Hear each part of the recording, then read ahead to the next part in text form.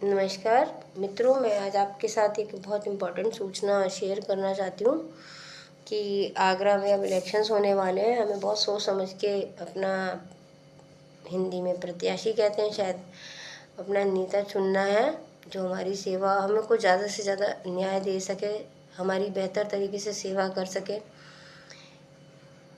और देखिए, जहाँ तक है कि बीजेपी के बाकी कैंडिडेट्स के बारे में तो मुझे नहीं पता। अभी तक मैंने सुना है कि बीजेपी में 4 प्रत्याशी खड़े हो रहे हैं, जिसमें बघेल साहब का भी नाम है। बघेल साहब बहुत अच्छे सेवक रहे हैं, मैं खुद उनके कई बार गई हूँ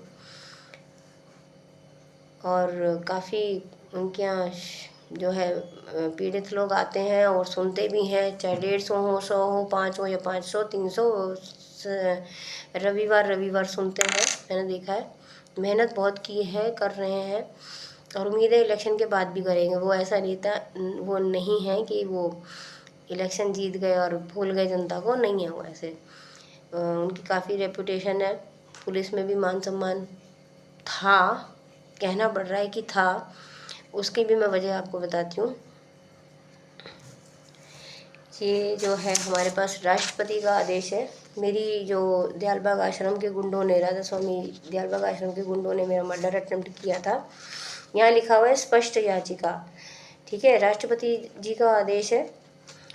मैंने उनको बोला था कि मेरे को जान का खतरा है, मैं सीएम के पास नहीं जा पा रही हूँ, यूपी सीएम योगी जी के पास, क्योंकि ये लोग मेरी रेकी करते हैं। और मथुरा में जब एक इंस्पेक्टर का, लेडी इंस्पेक्टर का बलात्कार ट्रेन में हो जाता है तो फिर मेरी क्या औकात है। इस दयनीय स्थिति पे राष्ट्रपति जी का आदेश कमिश्नर ऑफ पुलिस को आता है। ये रखा स्पष्ट याचिका, मतलब इसका ये होता है कि मैंने जितने भी साक्ष्य उनको दिए थे, 2-4 ही बहुत है मेरे तो उससे स्पष्ट याद होता है कि मेरी शिकायत जायज़ है और मेरी एफआईआर होनी चाहिए, अरेस्ट होनी चाहिए या जो भी कुछ होना चाहिए। मेरा जो याचिका है ठीक है और एफआईआर का राइट मेरा बनता है। 4 दिन में राष्ट्रपति समझ जाती हैं 4 मेरे साक्ष्य से कि याचिका सही है, पूर्ण है, अपने आप में इंस्पेक्शन की ज़रूरत नहीं है एक्चुअली, जो कि 300 दिन से मुझे आगरा पुलिस कमिश्नरेट के डीसीपी सूरज राय, एडिशनल कमिश्नर साहब और बाकी सब न्यू आगरा थाने वाले, सब मयंक जो हैं अभी नए आए हैं, सब मुझे घुमा रहे हैं। 300 दिन की बात ही नहीं थी, तत्काल हो सकती थी, स्पष्ट याचिका है, ठीक है। फिर है ये हमारे वीर चक्र प्राप्त सैनिक हैं, वीर चक्र प्राप्त कर्नल टीपी त्यागी सर है, राष्ट्रीय सैनिक संस्था के जो अध्यक्ष हैं, वीर चक्र प्राप्त हैं ये।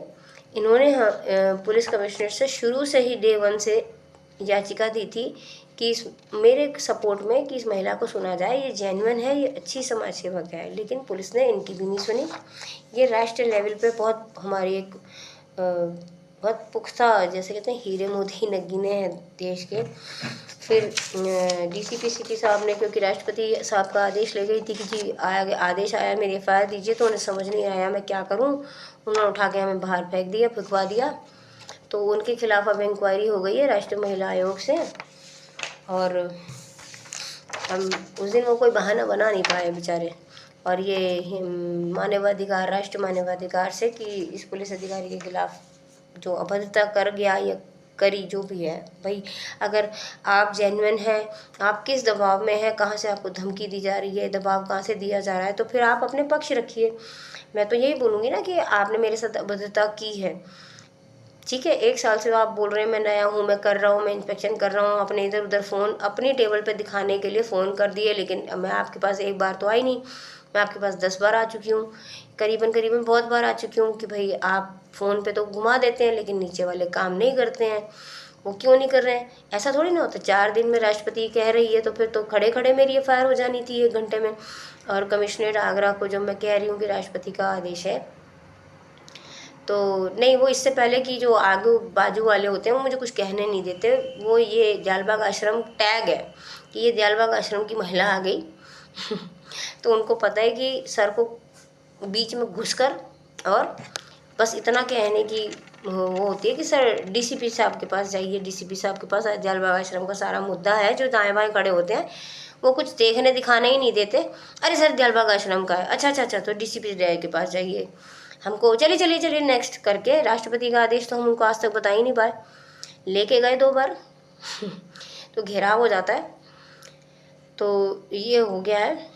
और ये है हमारे बघेल साहब के 3 पत्र। ये देखिए 3 बार बघेल साहब उनको बोल रहे हैं कि इस महिला को सुना जाए, इस महिला को सुना जाए, इस महिला को सुना जाए, इस पे ध्यान दीजिए, संज्ञान में लीजिए। हमारा पूरा केस सर ने देखा हुआ था। तो अब जब 3 पत्र एक एक सांसद दे रहा है, बहुत रिस्पेक्टेबल आदमी है जिससे पुलिस डरती भी है, लेकिन क्या वजह है कि दिसंबर से पुलिस बघेल साहब से डर ही नहीं रही है। एडिशनल कमिश्नर के पास हमें भेजा गया था, कमिश्नर साहब के पास भेजा गया था। सर के पेपर तो देख रहे हैं। इस बार डॉक्टर प्रीतेंद्र सर तो सर के पेपर पे उठ के भाग गए थे कुर्सी छोड़ के, लेकिन मुझे नहीं समझ में आ रहा ये गौर साहब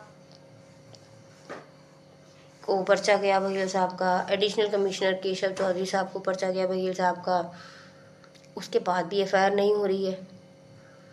अब आप ये देखिए जिस सांसद की ये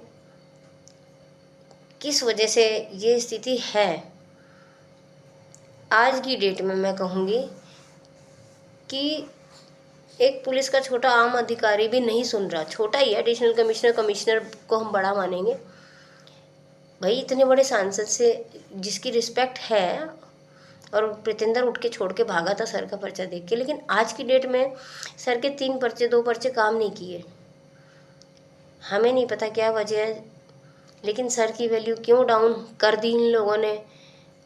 अब सर को वैल्यू क्यों नहीं दे रहे हमें नहीं समझ में आ रहा। सर अदरवाइज़ बहुत रिस्पेक्टेबल हैं। अब जब पुलिस ही नहीं सुनेगी तो सिर्फ पूरी डिस्ट्रिक्ट कैसे चलेगी आप बताइए। हमारे आगरे में तो वैसे भी बहुत क्राइम है। अब अगर आज पुलिस ही नहीं सुनेगी, मैं सर का पर्चा 8 दिसंबर से लेके भटक रही हूँ। एफआईआर मर्डर अटेम्प्ट है। और मैं देखिए कहना तो नहीं चाहिए, लेकिन देखिए अनपढ़ हो, गंवार हो, गांव की हो, चाहे कैसी भी हो, महिला के साथ शोषण तो नहीं होना चाहिए, किसी के साथ भी नहीं होना चाहिए। लेकिन फिर भी एक दफ़े को हम कह सकते हैं कि मैं तो बहुत अच्छे घर की, कोई गांव की गंवार तो थी नहीं कि उठा के अंधा दुनिया क्या कर लेगी, उठा के फेंक दो। भाई अच्छे घर की महिला, पढ़ी लिखी समझदार आपके सामने खड़ी है, आप उठा के फेंक रहे हैं। बघेल साहब का डर नहीं है, योगी साहब का डर नहीं है। तो हमारी रिक्वेस्ट इतनी है कि आज की स्थिति हम देख के चलें कि किसको हमको चुनना है अपना नेता, जिसका डर, जिसका रौब, जिसकी आदर जो है, और डर भी कहना चाहिए और आदर मान सम्मान पुलिस की नज़र में, दिलो दिमाग में आज की डेट में हो। जैसे कि प्रीतेंद्र साहब पिछले साल उठ के भागे थे सर का पर्चा देख के, वो स्थिति आज नहीं है। तो हमें बहुत ही सोच समझ के अपना नेता आगे से चुनना है। बस और क्या कहेंगे। जय हिंद।